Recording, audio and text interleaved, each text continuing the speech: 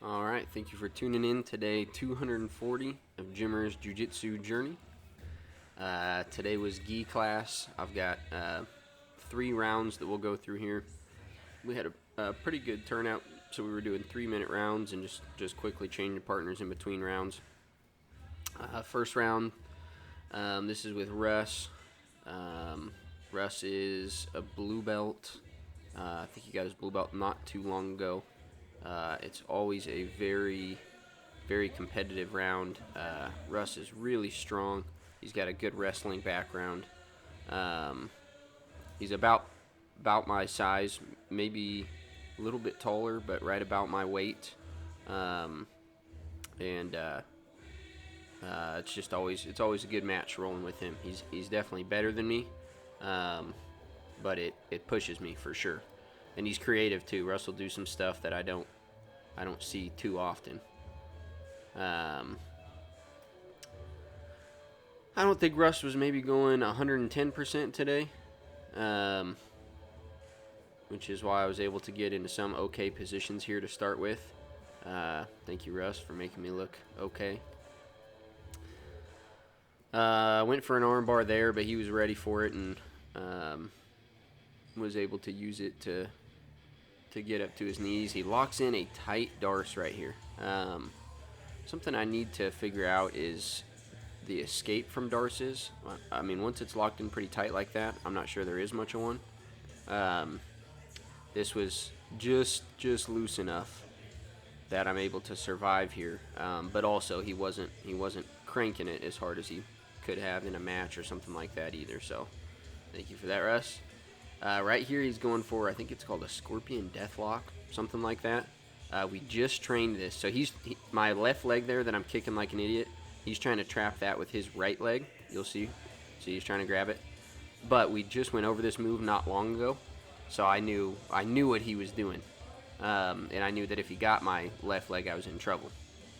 A couple times his weight got far enough up towards my head that I thought I had room, and right there I was able to kind of scoot out the back. Got up top to north-south. I've been trying to work on my north-south game because it's definitely not my best. I was able to get a Kimura grip right here, but wasn't able to actually get the Kimura. Used it to get back into mount. I had a head and arm right here, and he realized that, started kicking out of it. I had my weight a little too much on his side. This is another position right here, Coach, if you're listening, that I need to work on. When you have somebody's back and you end up kind of falling towards the side of them, I'm not sure what to do, if I just need to do better about posting on that hand and getting back on his back or what. Good round, Russ. Thank you, sir. This is John. John's another one. He's about my size. Really strong, really good cardio. Every time I'm done with rolling with John, I'm toast. He had a nice throw there to get me into a bad spot. This isn't my most exciting round because John ends up getting me in a pretty good position. I end up kind of stuck. Right here he's going for the back.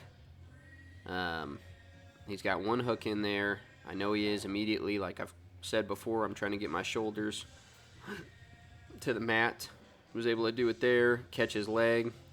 Now I'm pushing that knee through, get him into half guard, and we end up kind of stalemating here. So I've got my left hand there behind his right hamstring, trying to go into deep half guard, but where my right arm wasn't going to work with the move that I was doing. So right here, you'll see I kind of switch my legs a little bit. I go back to deep half. Again, he's doing a real good job at keeping me flat with his shoulder. And he actually almost finishes me. I think right here, he's just putting a ton of shoulder pressure into my neck, and it was definitely cutting off some blood flow. Right here, I switch my legs to my right foot's trapping, trying to get the underhook with my right arm, but it's just not happening. Go back to this side. He's just got me flattened out, and he's doing a good job here. Like I said, he almost tapped me. Here, I'm just trying to get him off balance because I'm not able to get loose or do anything really. If I can trap his right arm there, his left arm on the far side, I can roll him over me, but I wasn't able to from the very beginning. Um, again, I think I'm able to get that right underhook here. Um, there I was able to roll, and that's kind of what I was trying to do from the start. I was finally able to get it done, kick my legs free to get towards side control. John's really good at getting that knee in there. He got his left knee into my hip. I pass towards the head, end up in north-south again. This is why I need to work on that, is because I do end up in that position a good amount. Got him in side control here. Start trying to work on that forearm. Almost gave him my back right there. Circling back towards north-south.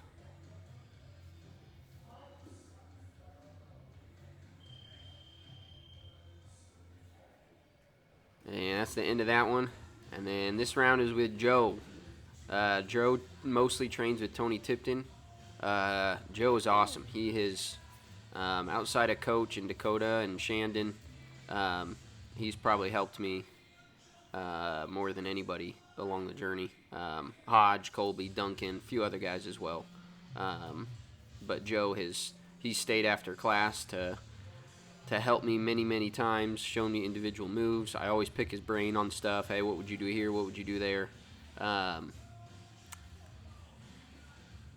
like rolling with Joe because he does not, his whole game is based on 100% technique. He's not out here out-muscling anybody or trying to be faster.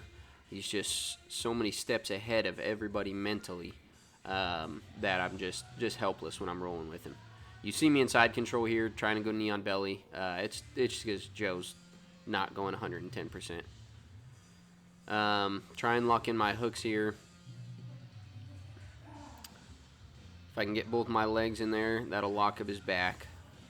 This was something I picked his brain on, that, how do I keep people from scooting out like that when I'm trying to take their back? And I think for me, one of the keys is making sure I'm going towards my side with the underhook and then getting my head next to his head. So controlling his shoulders a little bit higher up on him, I guess, than I have been. Right here, he traps my arm between his legs. Rolls me over. This is a crucifix position. As soon as that arm was trapped, I knew I was in trouble. There was just no way to get it out. Start pushing into him. He locks into my back here. He's got my left arm. If you can see, his left leg is trapping my left arm. So I've only got one arm trying to fight his two arms choking me. Really good technique. Like I said, Joe's a stud. Trying everything I can to get that arm free. Make sure I stay alive.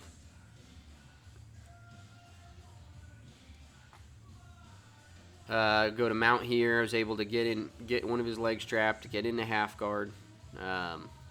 Joe, you'll see his left arm here. He gets a hold of my gi and starts pushing down on my throat. And probably, if he wanted to be mean, he could have finished me there, but he was nice.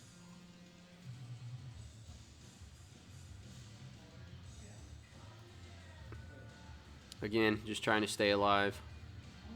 This has got about 10 seconds left. Joe, appreciate all the help since I started. Appreciate everybody for watching, and I will be back tomorrow for day 241. Thanks, everybody.